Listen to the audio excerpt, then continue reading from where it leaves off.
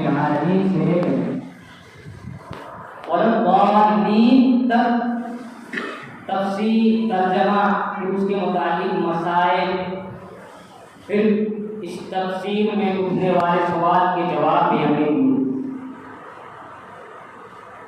اب اس کے بعد اللہ کا کلام سورہ بقرہ کی شروعات ہوتی ہے۔ سورہ فاتحہ کے بعد سورہ بقرہ۔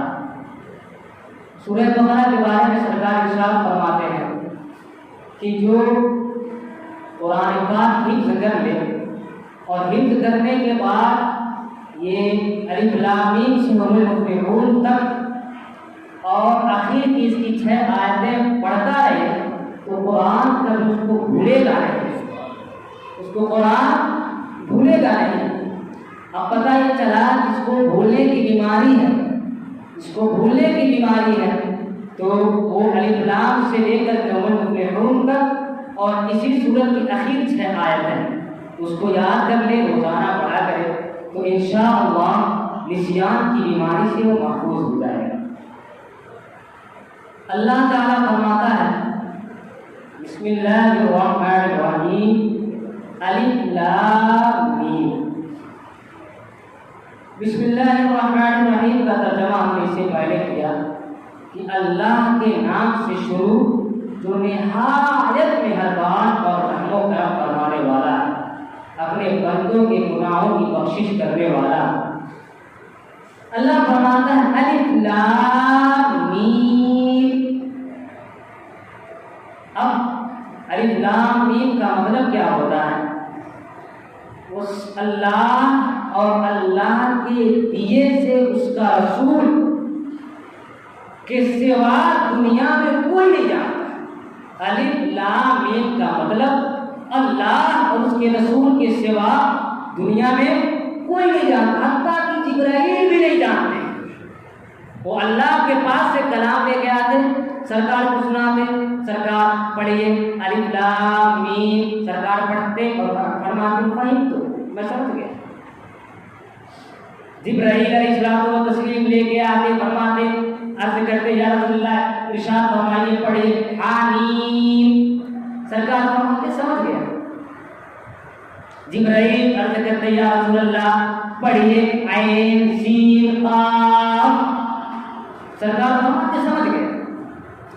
جبرائیل بھی دنگ ہو گئے کہ یار اس رب کے پاس سے میں کلام لے کر کے آتا ہوں، میری ڈیوٹی ہے کہ اللہ کے پاس سے میں اس کا کلام محبوب کے سینے میں اتاروں، میں لے کر کے آتا ہوں، اللہ اس سے پہلے ارشاد فرمایا، پھر میں محبوب پاک کو جا کر کے سناتا ہوں۔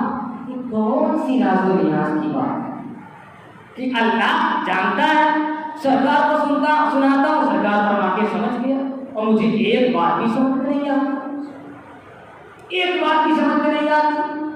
یہی حروف مقطعات الف لام میم حامیم عین سین قاف کاف ہا یا عین صاد، یہ جو سارے الفاظ ہیں جبرائیل بھی نہیں جانتے اس کا مطلب کیا ہوتا ہے۔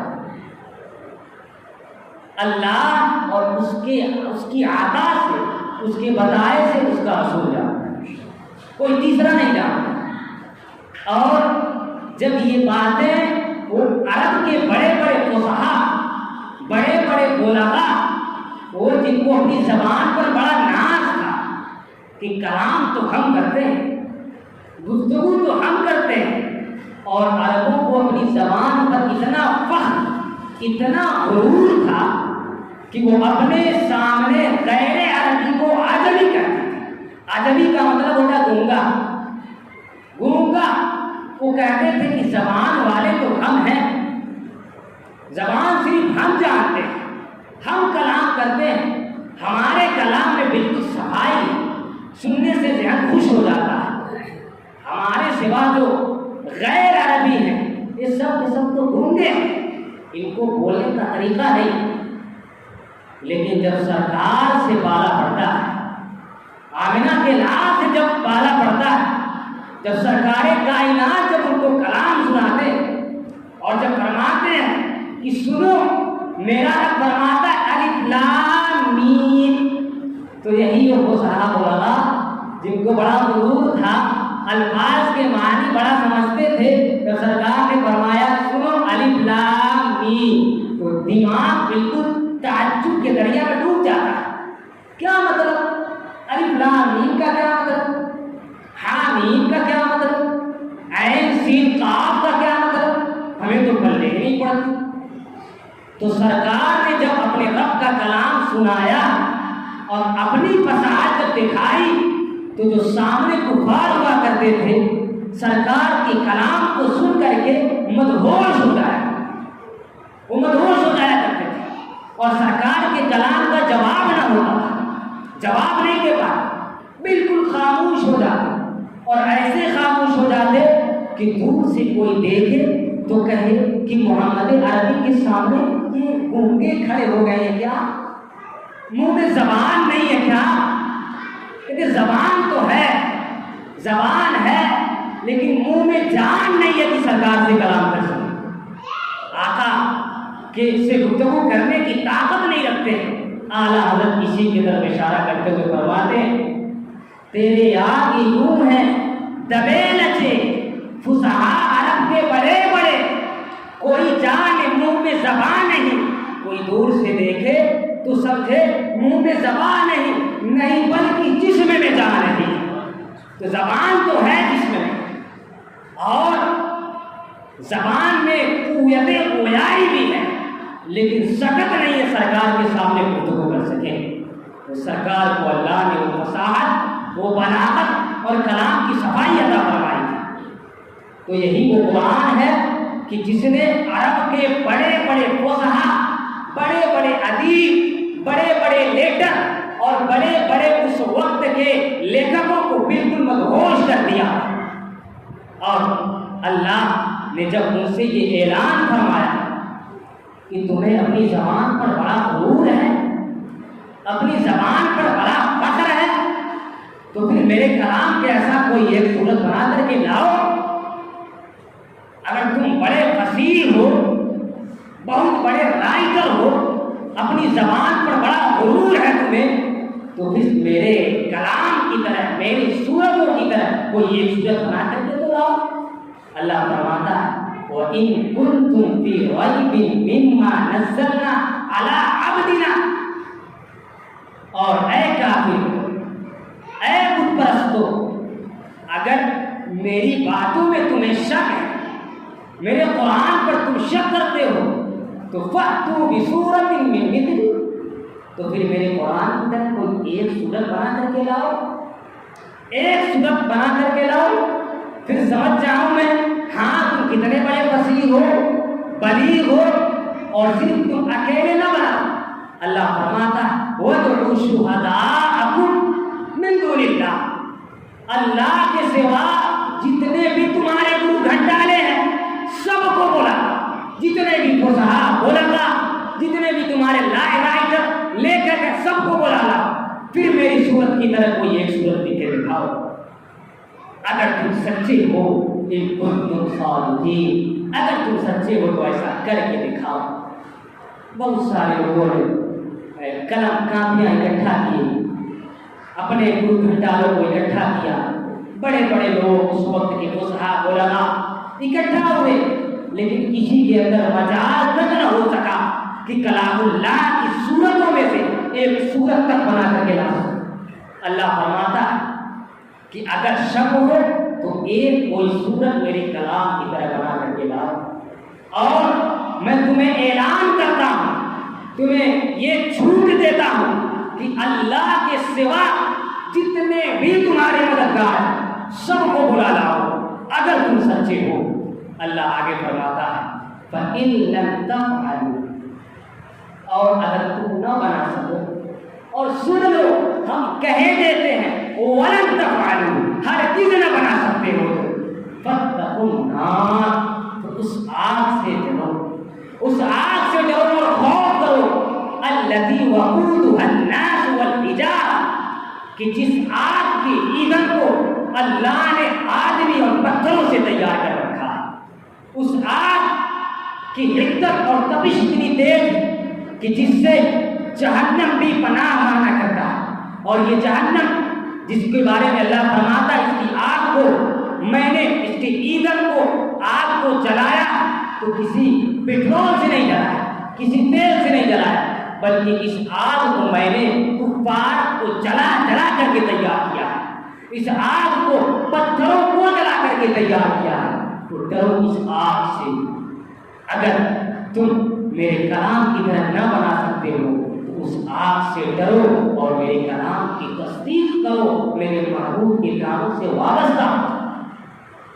تو یہ وہ کلام ہے کہ جس کے مثل وہ بڑے بڑے غرور پسند، بڑے بڑے تکبر والے، بڑے فخر والے، وہ بڑے بڑے فصحاء علماء مل کر کے کلام کی صورت اور اس کی ایک آیت بھی نہ بنا سکے۔ اب اللہ فرماتا ہے تم ہرگز نہیں بنا سکتے ہو، اب نہیں بنا سکتے ہو تو پھر اب میرے دامن رحمت میں آ جاؤ، میرے کلام کی تصدیق کرو اور میرے محبوب کو قبول کر لو تاکہ تم کو جنت کا پروانہ مل سکے۔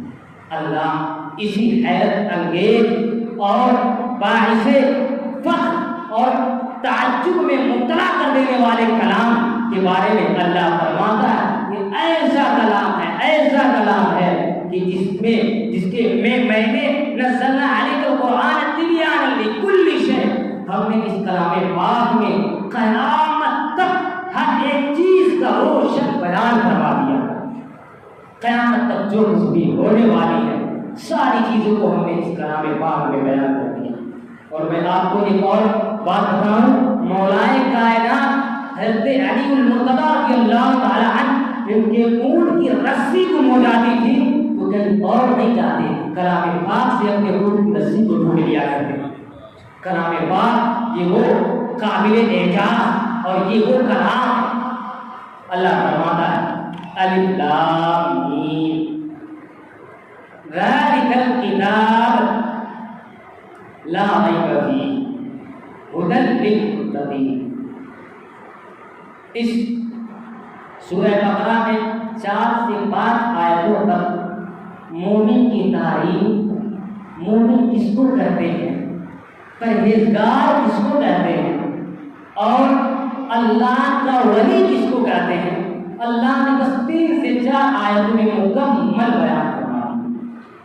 اللہ فرماتا ہے سب سے پہلے میرے اس کلام کو مانو، پھر کلام کو ماننے کے بعد میں جو پرہیزگاروں کی صفتوں کو بیان کر رہا ہوں اس کو بھی مان کر کے اس پر عمل کرنے کی کوشش کرو۔ فرماتا ہے ذالک الکتاب لا ریب فیہ، یہ وہ بلند رتبہ کتاب ہے، یہ وہ بلند رتبہ کتاب ہے کہ لا ریب فیہ، اس میں کوئی شک اور شبہہ کی گنجائش نہیں ہو سکتی، کوئی شک نہیں ہے، اس کی ایک ایک بات، ایک ایک آیت، ایک ایک حرف بالکل صادق ہو کر رہے گا، لا ریب فیہ، اس میں کوئی شک نہیں۔ اب اللہ فرماتا ہے اس کتاب کو ہم نے اتارا کیوں، اس کتاب کو ہم نے نازل کیوں فرمایا، اللہ فرماتا ہے ھدی للمتقین، اس کتاب کو ہم نے پرہیزگاروں کے لیے، ڈرنے والوں کے لیے، ہدایت کے لیے نازل فرمایا۔ ھدی للمتقین، اس میں ہدایت ہے ڈرنے والوں کو، اللہ سے خوف کرنے والوں کو۔ اب سوال پیدا ہوتا ہے کہ اللہ سے ڈرنے والے ہیں، ہم کس کو کہیں کہ یہ اللہ سے بڑا ڈرتا ہے، اللہ کا بڑا خوف اس کے سینے میں ہے، ہم کیسے شخص کو کہہ سکتے ہیں کہ یہ بڑا متقی، بڑا پرہیزگار ہے، اللہ کا ولی، ہم کیسے اس کو کہیں؟ اللہ اس سوال کا بھی جواب اس کے بعد عطا فرماتا ہے۔ اللہ فرماتا ہے یہ پرہیزگار وہ ہیں الذین یؤمنون بالغیب، جو غیب پر ایمان رکھتے ہیں۔ محبوب نے فرما دیا جنت حق ہے، آنکھ بند کر لیے اور کہہ دیا ہاں یا رسول اللہ صدق۔ محبوب نے فرما دیا جہنم حق ہے تو پھر کہہ دیا یا رسول اللہ صدق، تو ہم نے اس کی بھی تصدیق کی۔ محبوب نے فرما دیا میں ابھی آنے واحد میں چند سیکنڈ میں ابھی رب سے مل گیا، فرما کہ ہاں یا رسول اللہ میں آپ کی بارگاہ میں عرض کرتا ہوں آپ حقیقت میں اپنے رب سے مل گیا۔ محبوب نے فرما دیا قیامت حق ہے، آنکھوں نے تو دیکھا نہیں، کانوں نے تو سنا نہیں ہے تک۔ محبوب نے فرما دیا صراط حق ہے، جنت کا راستہ یہی ہے، بغیر اس سے گزرے ہم جا نہیں سکتے جنت میں۔ کیا ہم نے صراط کو دیکھا، جنت کو دیکھا، جہنم کو نہیں دیکھا، محشر کو ابھی نہیں دیکھے، اللہ کو ابھی نہیں دیکھے، ملائکہ کو ابھی نہیں دیکھا ہم نے۔ ہماری نظروں سے یہ ساری کی ساری باتیں ابھی غائب ہیں۔ اب جو شخص ان تمام غائب باتوں پر بھی آنکھ بند کرے اور کہے اے اللہ تیری کتاب پر ہم ایمان رکھتے ہیں، اللہ فرماتا ہے یہی متقی، یہی پرہیزگار ہیں، میرے دوست یہی لوگ ہیں کہ جن کی شان یہ ہے کہ کوئی بات دیکھے تو نہیں ہوتے ہیں لیکن میرا فرمان سنتے ہیں تو آنکھ بند کر کے مان لیتے ہیں۔ الذین یؤمنون بالغیب، وہ جو غیب پر ایمان رکھتے ہیں۔ اور دوسری صفت کیا ہے؟ وَيُقِيمُونَ الصَّلَاةَ، صرف ایمان رکھتے تک نہیں ہے، صرف مومن وہ نہیں ہے بلکہ ایمان کے بعد یقیمون الصلاۃ، پانچوں وقت میں مسجدوں کو آباد کیا کرتے ہیں، جو نمازوں کو قائم کرتے ہیں، نماز کی پابندی کرتے ہیں، یہ متقی کی دوسری صفت ہے۔ وَيُقِيمُونَ الصَّلَاةَ وَمِمَّا رَزَقْنَاهُمْ يُنْفِقُونَ، اور صرف نماز نہیں پڑھتے ہیں، ایمان کے بعد نماز، اور صرف نماز ہی تک بس نہیں کرتے بلکہ جو کچھ ہم نے ان کو دیا ہے میری راہ میں دل کھول کے خرچ کرتے ہیں۔ وَمِمَّا رَزَقْنَاهُمْ يُنْفِقُونَ، اور جو کچھ ہم نے ان کو دیا ہے اس میں سے میری راہ میں وہ خرچ کرتے ہیں۔ اب پتہ چلا اس ایک آیت میں اللہ نے اپنے دوستوں کی تعریف و توصیف بیان کر دی اور فرمایا کہ میرے دوست وہ ہوتے ہیں جو غیب پر ایمان رکھتے ہیں، میرے دوست وہ ہوتے ہیں جو نماز کی پابندی کرتے ہیں، میرے دوست وہ ہوتے ہیں جو ہم نے ان کو دیا ہے تو اس میں سے خرچ کرتے ہیں۔ اب اللہ فرماتا ہے جو ان تینوں باتوں کا جامع، ان تینوں باتوں پر عمل کرے تو یقیناً میرا دوست ہے۔ یہ قرآن کا اعلان۔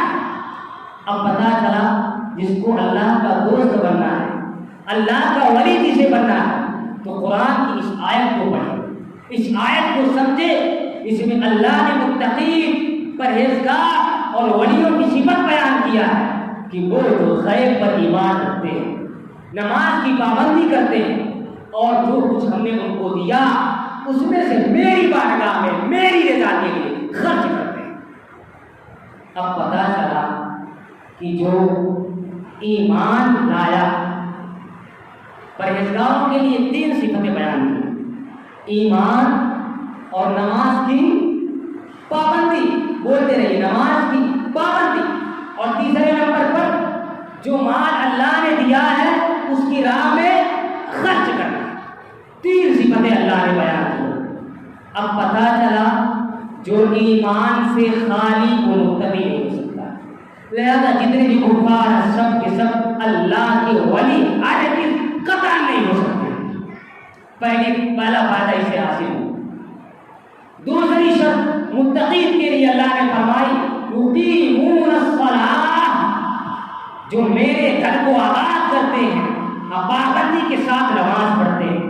اب پتہ چلا جو نماز کی پابندی نہ کرے، اللہ کے گھر کو آباد نہ کرے، وہ اللہ کا دوست قطعاً نہیں ہو سکتا۔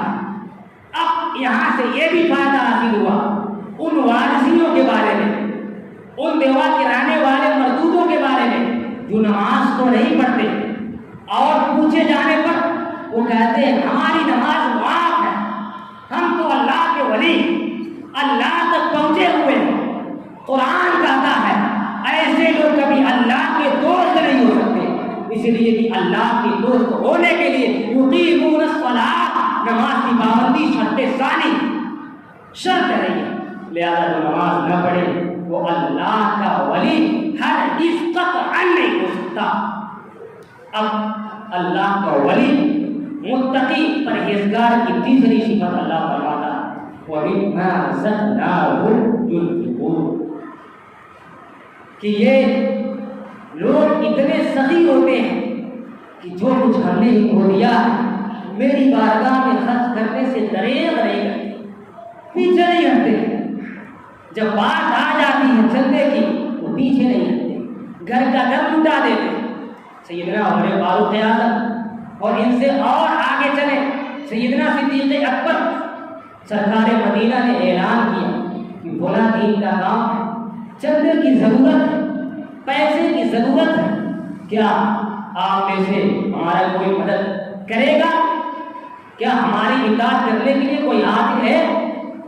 تو یہ اعلان جیسے مسلمانوں تک پہنچا، سرکار صدیق اکبر کے کانوں تک یہ اعلان پہنچا، عمر فاروق اعظم نے جیسے سنا صدیق اکبر بے قرار ہو گئے اور انہوں نے اپنے دل میں خیال کیا کہ اللہ کا بلاوا آ گیا، سرکار کا بلاوا آ گیا، اپنے مال کو خرچ کرنے کا وقت آ گیا۔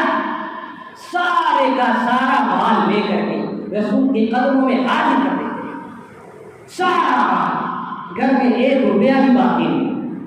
سرکار نے ارشاد فرمایا اے میرے پیارے صدیق، اے ابو بکر، تم نے تو ایسا لگتا ہے سارے گھر کو اٹھا کر کے میرے قدموں میں حاضر کر دیا، کچھ بھی اپنے بال بچوں کے لیے نہیں چھوڑے، کیا ایسا صحیح ہے؟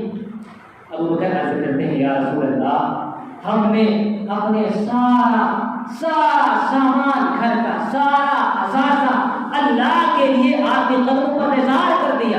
سرکار فرماتے اچھا یہ بتاؤ تمہارے بال بچے کھائیں گے پیئیں گے کہاں سے؟ بال بچے تمہارے کہاں سے جئیں گے؟ صدیق اکبر کا توکل دیکھیے، عرض کرتے ہیں یا رسول اللہ، ہم نے جس رب کے لیے، ہم نے جس رسول کائنات کی خوشی کے لیے اور جس رب کے لیے یہ سارا مال قربان کر دیا ہے، وہی رب ہمارا رزاق بھی ہے، وہی رب ہماری روزیوں کو عطا کرنے والا ہے، وہ ہمیں عطا فرمائے، وہ غیب سے ہماری امداد فرمائے۔ تو ابو بکر صدیق نے عرض کیا یا رسول اللہ، ہمارے بال بچوں کے لیے ان کا رب اور ان کا رسول ہی کافی۔ تو اللہ کی بارگاہ میں جو دل کھول کے خرچ کرتے ہیں، جب بات آ جائے چندے کی، بات آ جائے اللہ کے گھر کو بنانے کی، مدرسے کی، تعمیر کی، تو دل کھول کے وہ اللہ کی بارگاہ میں خرچ کرتے۔ تو پتہ چلا اللہ کا ولی ہونے کے لیے، متقی اور پرہیزگار ہونے کے لیے، صوفی ہونے کے لیے ان تمام صفتوں کا ہونا ضروری ہے۔ جو انسان ان تینوں صفتوں سے خالی، وہ اللہ کا دوست ہرگز نہیں ہو سکتا۔ اور یہ وہ لوگ ہوتے ہیں کہ والذین یؤمنون بما انزل الیک وما انزل من قبلک، یہ وہ لوگ ہوتے ہیں کہ جو اس چیز پر ایمان رکھتے ہیں اے محبوب جو ہم نے تم پر نازل فرمایا۔ یہ قرآن جس کو ہم نے تم پر نازل فرمایا، ان تمام باتوں پر، اس قرآن کے ایک ایک لفظ، ایک ایک حرف پر آنکھ بند کر کے اس کی تصدیق کرتے ہیں، ایمان رکھتے ہیں۔ وما انزل من قبلک، اور صرف قرآن پر ایمان نہیں رکھتے بلکہ قرآن سے پہلے ہم نے جتنی بھی کتابیں نازل فرمائی، چاہے وہ موسیٰ کی توریت ہو، چاہے وہ عیسیٰ کی انجیل ہو، یا پھر داؤد کا زبور ہو، یا پھر اے محمود تیرا قرآن، یہ ساری کتابوں پر اور یہ ساری آسمانی کتب اور سارے صحیفوں پر ایمان رکھتے، وما انزل من قبلک، اور اس پر بھی ایمان رکھتے جو تم سے پہلے اے معبود نازل کیا گیا۔ وبالآخرۃ هم یوقنون، اور ان کی شان تو یہ ہے کہ ایمان تو رکھتے ہیں کلام اللہ پر، لیکن مرنے کے بعد زندہ ہونے پر بھی بڑا ان کو یقین، وبالآخرۃ هم یوقنون، اور یہ وہ لوگ ہیں جو آخرت پر یقین رکھتے ہیں، ایمان رکھتے ہیں۔ مرنے کے بعد ہمیں زندہ ہونا ہے، اللہ کی بارگاہ میں پیشی ہونا ہے، ہمیں اپنے اعمال کا حساب و کتاب بھی دینا ہے۔ ان ساری باتوں پر آنکھ بند کر کے ایمان رکھتے ہیں۔ اب اللہ فرماتا ہے یہ میرے بندے ایسے ہیں کہ جو میری ان تمام باتوں پر ایمان رکھتے ہیں، میں بھی ان سے راضی ہوں، یہ بھی مجھ سے راضی ہیں، اور ان کی شان اے لوگوں خود میرے کلام سے سنو، میں فرماتا ہوں اولئک علی ھدی من ربہم، یہ اپنے رب کی طرف سے ہدایت پر ہیں، انہیں کوئی گمراہ نہیں کر سکتا، شیطان کی چال بازیاں انہیں نقصان نہیں پہنچا سکتی، شیطان کا چکر ان پر نہیں چل سکتا۔ کیوں؟ اس لیے کہ ان کو اللہ کی طرف سے ہدایت مل چکی ہے۔ اولئک علی ھدی من ربہم، یہی وہ لوگ ہیں جو ہدایت پر ہیں۔ اور کس کی طرف سے ہدایت؟ من ربہم، یہ ہدایت، یہ وہ ہدایت ہے جو خود اللہ نے اپنی طرف سے ان کے اوپر نازل کرا۔ وَأُولَٰئِكَ هُمُ الْمُفْلِحُونَ، اور یہی لوگ کامیاب اور باخبر، یہی لوگ کامیاب باخبر ہیں، اپنے اصل منزل تک تو پہنچ گئے۔ اب یہاں سے یہ بھی بات سیکھنے کو ملتی ہے کہ لوگ کہتے ہیں کہ کامیابی کہاں ہے، کامیابی ابھی میرے بچے کو نہیں ملی، کامیابی تک ابھی ہم پہنچ نہ سکے۔ کامیابی کیا ہے؟ 2 روپے، 2 چند پیسے، 2000، 2 لاکھ، 10 لاکھ پیسوں کو کامیابی سمجھتے ہو؟ کیا یہی قرآن نے تمہیں سبق فرمایا؟ اللہ فرماتا نہیں، کامیابی یہ نہیں ہے، بلکہ اولئک ھم المفلحون، کامیاب تو وہ لوگ ہیں جو اپنے رب پر ایمان رکھتے ہیں، کامیاب تو وہ لوگ ہیں جو نماز کی پابندی کیا کرتے ہیں، کامیاب تو وہ لوگ ہیں جو اپنے مال سے میری راہ میں خرچ کیا کرتے ہیں، یہ لوگ کامیاب ہیں، یہ لوگ اپنے مراد تک پہنچ چکے، اور ان کا ٹھکانہ اللہ سیدھے جنت عطا فرمائے۔ آگے اللہ تعالیٰ نے اب کافروں کا ذکر فرمایا، اور کافروں کے بارے میں وعید بھی ذکر فرمایا کہ ان کے بارے میں کون کون سی وعیدیں ہیں جنہوں نے میرے کلام کو قبول نہ کیا اور میرے محبوب کی شان میں گستاخیاں کی۔ تو یہ ساری باتیں انشاءاللہ اس کے بعد والی محفل میں بتائی جائیں گی۔ اب اس محفل کا اختتام انشاءاللہ کیا جائے، اور آپ حضرات سے گزارش ٹائم ابھی ہے کیونکہ پہلے تھوڑی گفتگو کریں۔ آپ حضرات اس محفل میں آپ سے مؤدبانہ گزارش ہے، اور آپ آتے بھی ہیں ماشاءاللہ، بہت اچھی بات ہے، اپنے رب کے کلام کو سنتے ہیں۔ اچھا یہ بتائیے، تیسری محفل ہے، تیسری محفل، پہلی محفل میں ہم نے کلام پاک کے اعجاز کو، کلام پاک کی کرامت، کلام پاک کی فضیلت ہم نے بیان کی، اس میں بھی آپ حاضر ہیں۔ دوسری مجلس میں سورہ فاتحہ کی تفسیر، تیسری مجلس میں یہ سورہ بقرہ کی تفسیر کچھ آیتوں کی ہوئی۔ آپ لوگوں کو یہ باتیں سمجھ میں ابھی آتی ہے یا نہیں؟ سمجھ میں آتی ہے، اور ماشاءاللہ بہت اچھی بات، سمجھنے کے بعد اس کو کوشش کریں کہ اپنے گھر میں جا کر اس کو ریوائز کریں کہ کہاں کس آیت کا ترجمہ مولوی صاحب نے کیا کیا ہے، کس آیت کا ترجمہ کیا سنایا ہے، یہ جب ساری باتیں یاد رہیں گی، اب نماز آپ پڑھیں گے نیت باندھ کر کے، اب جب یہ ترجمہ پہ غور کر کے اپنے رب کی بارگاہ میں حاضر ہوں گے، اس وقت لطف ہی کچھ اور ملے گا، مزہ بھی اس وقت کچھ اور ملے گا۔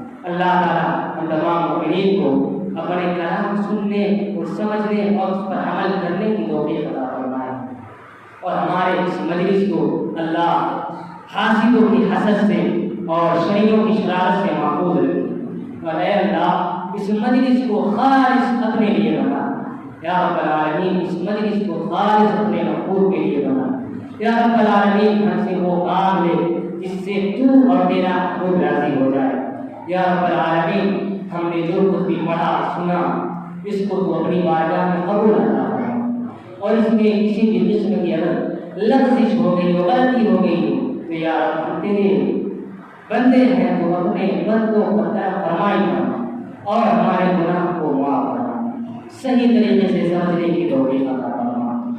استغفر اللہ ربی من کل ذنب واتوب الیہ، استغفر اللہ ربی من کل ذنب واتوب الیہ، وآخر دعوانا الحمد للہ رب العالمین برحمتک یا ارحم الراحمین بحق لا الہ الا اللہ محمد رسول اللہ۔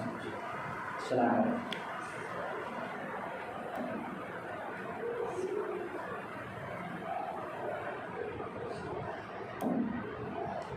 ایک مختصر اعلان یہ کرنا ہے کہ ابھی جمعہ میں ہم نے مسجد کے مینار کے تعلق سے گفتگو کیا ہے، آپ حضرات اس پر خاص توجہ فرمائیں۔ اور اس گاؤں میں ایک بہت ہی خلوص سے لبالب اور اللہ کی